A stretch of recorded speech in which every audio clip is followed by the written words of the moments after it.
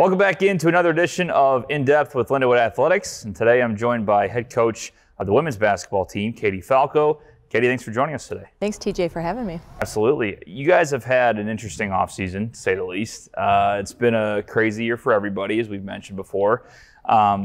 Talk to me about how you guys are handling it, how you've kind of talked to your team about dealing with the sacrifices you've had to make and how practice has been with the changes. Yeah, absolutely. Last March is when it all started with the national tournament getting canceled, and I would say from that point on, it's definitely been an unusual period of time for everybody in this world, certainly. But from the athletic perspective, our team went home early at the end of the school year last year, had to finish the semester online, and then went through the extended summer with not being on campus. And not being around in the summer is pretty typical at this level, but not seeing them from March till May just added several weeks, So we worked really hard at building relationships, staying in touch with people as much as you can from a virtual phone call, Zoom perspective, trying to really engage in the relationship pieces that is so important to what we do. It's what makes us all thrive, and it's what we enjoy most. I coach basketball because I want to make a difference in lives, and that starts with the relationship piece. And so we missed everybody around for sure. And this fall, when students moved back to campus, it was such this rejuvenation of an energy, of this feeling on campus of, wow, we have so many people back again, and we've missed this so desperately. And even though we were connected all year, or all summer, I should say, it was just really nice to be in person. Even with the restrictions we have, with the masks and limited groups and the physical distancing and whatnot, it was just really good for our souls to be around people and for the players to be able to be around their friends again. Any college student going through this, it's difficult for everybody, but it's such a unique environment and a weird time in their lives where they're so social and they're used to being with people and developing relationships, and where that was kind of not put on hold, but they just had to use alternative methods of connecting with people. And so it's been a really good fall, certainly different than what we were anticipating. Last March, we thought it'd be probably done at this point, but we're still living in it. We're trying to make the best of it as we can. We're definitely focusing on the positives, and even though we have restrictions and limited with what we can do, we're still so thankful and grateful for the opportunity that we have to practice together every day, and that we get to compete, and what that looks like for everybody's perspective. And so I would say, we certainly had a little spout of having to step away for a little bit and limited people in the gym. But we've gotten through it, and our girls have just really handled it in such a mature perspective. It's not what anybody would want, but they are very appreciative of the opportunity. So I feel like they're really taking advantage of it. Our practices have been going good, now that our schedule has been released and we finally to the point where we can see an actual date in place and we're working towards something. I think that really motivates our players.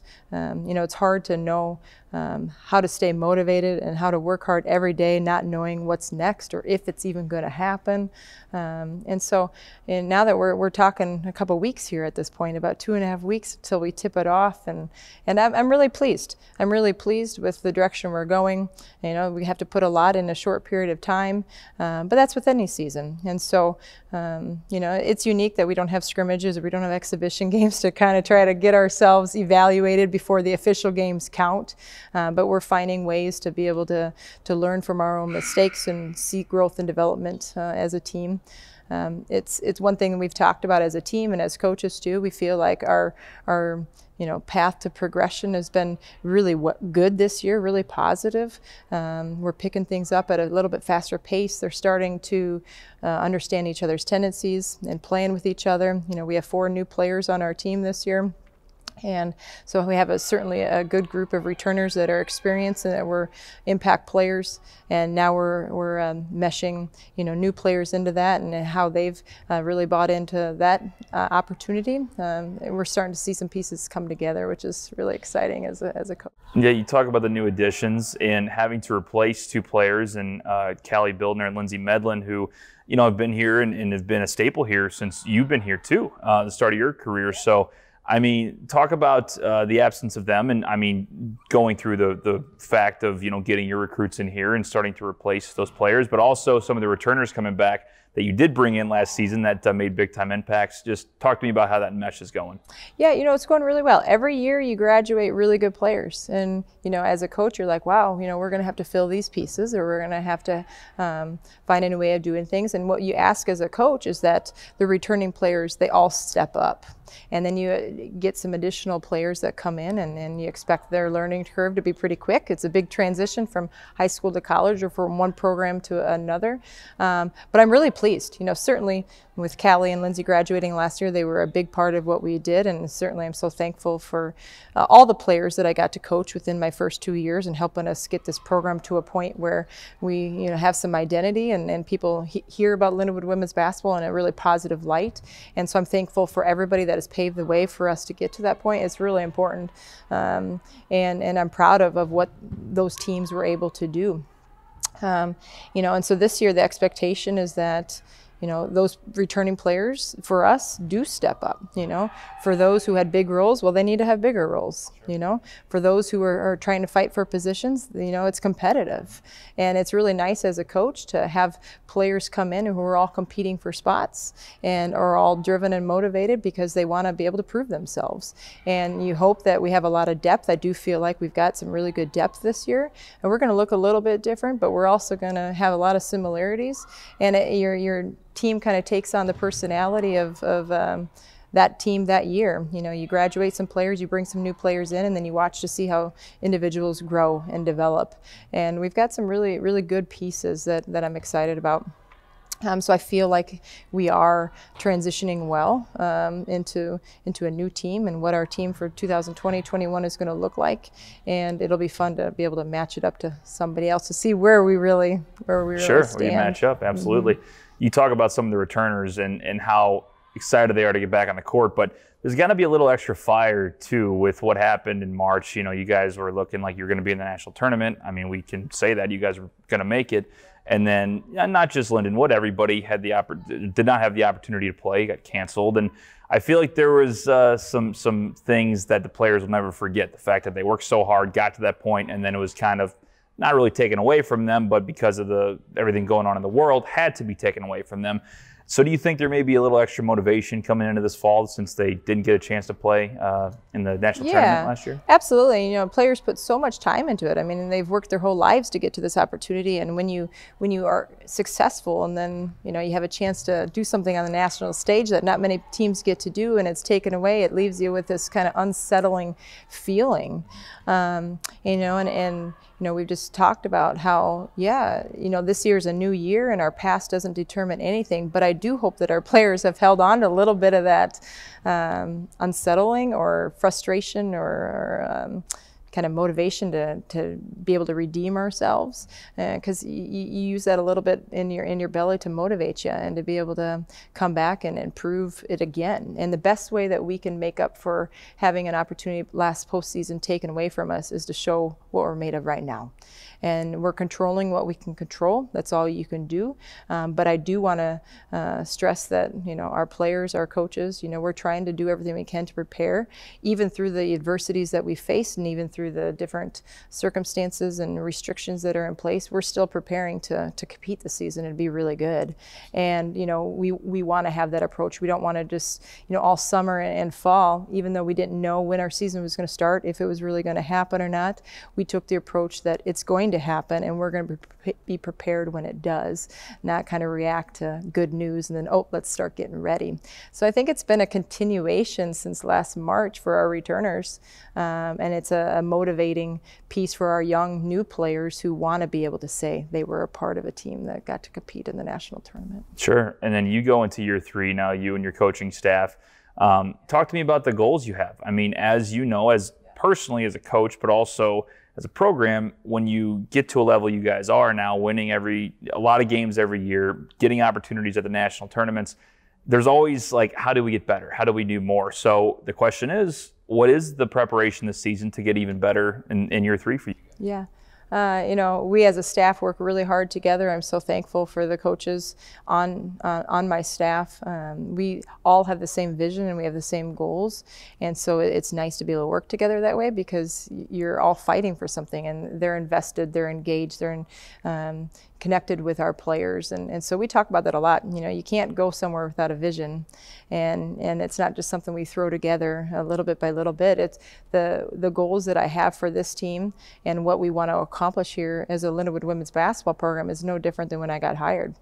It's just hard to repeat that, and that's what a lot of people don't realize. You look at successful programs across the country at various levels, various sports, and oftentimes people look, oh well, that's pretty easy. They're just really good. It must be easy. And to be able to do that year in and year out is extremely difficult, and it takes a lot of discipline and it takes a lot of commitment and a lot of sacrifice from everybody's perspective. For people to realize how much goes into our players' commitment to be a Division II women's basketball player. They give up a lot. They sacrifice a lot. It's a lot of time, but it's worth it in the end because we know the experience that they're going to get and the vision that we have to win a championship. We want to win a championship. We want to win conference. We want individual players to maximize their potential. We want to provide a great student athlete experience. We want to be able to be a program on the national level that has earned respect, and we're starting to do that. But 2 years just doesn't get handed to you. You have to do it repeatedly before people be like, okay, that's a really established, successful program. And that's what I want to be. I want to win at everything we do. I want to have a standard of excellence at everything we do. That's in the classroom, that's off the court. It's the type of people we bring into this program. It's the coaching staffs and what we represent. We want Lindenwood to be a name that people recognize. And we want to use our women's basketball program to be able to accomplish those things. And we want our players and all of our alumni and anybody that's been a part of this program to say, hey, that's where I went to school, and I'm really proud of that, and to be able to follow that. And I think you get that by having a standard of excellence in everything that you do. And so I'm very driven. I know our coaches and our players are driven. I'm never content. My players would say that, gosh, coach, well, yeah, I'm sorry. I'm just not probably going to let little things slide because it's doing things with a level of discipline and a standard that really grows a culture. And it takes time to grow a culture. It doesn't take 2 years of success thinking that we got it. We never got it. And the minute you feel that, then you get complacent, you get comfortable. And that's not how I'm wired. Yeah, and I don't think a lot of people are wired that way. If you want to win, you got to keep going and find a way to improve. So that's a great way to look at it. You guys start this season on the 27th of November. I mean, we're the day after Thanksgiving, a couple weeks away. Talk to me about, your thoughts on the first game. And you kind of mentioned you're happy with where you guys are with what's happened with COVID and everything. And the off season, I guess, preseason being a little bit different. So talk to me about how preparation's been and what you expect for the 27th. Yeah, it's hard to know. Like every game in you play, you don't know where you're going to stand, especially this year with a new roster and not having some opportunities to compare yourself to other people, in scrimmages or exhibitions. But I feel like the preparation's been really good. I just feel like we have a whole different focus about us, to be perfectly honest. And I think some of that has to do with them understanding, wow, something was taken away from us, and now we appreciate, the opportunity even a little bit more. But I think they're so ready to go. They've been in this time of not being able to do much for so many months that they're just excited. And they're excited to be able to compete. And win or lose, what I want our players in our program to always do is to represent with a high level of competition. And through that, through your daily practices and through routines and discipline and structure, we're going to put a really good product on the floor. We're going to get up and down the floor. We're going to play really good basketball together. We're going to make passes. We've got individuals that have some skill sets that are just phenomenal. And we've got a variety of players on our roster that bring different things. We are not the same. We don't have every person on the same look the same way in terms of how they play on the court. We've got versatile skill sets that make us so tough to guard, I think, and you get combinations of players that could be really good in the full court press and pushing the pace and transition and using defense as a creation of offense. And we got some that are really good collectively in the half court. You know, we've got some bigs that can shoot it. We got some small guards that can really play with pace. But where we're best is where we play together. And so I think you're going to see a variety of styles from us depending upon which lineups we have in the game. And versatile skill sets. That's a word you've heard me talk about, TJ, since I've been here, is versatility. And I like individual players that can do a multiple number of things and that can play with each other, you know, and how they balance each other. And you're going to see that, you know, and so our preparation's been good. We're not to the point yet where we're talking about scouting reports yet or opponents that we're going to play. That'll be coming here soon.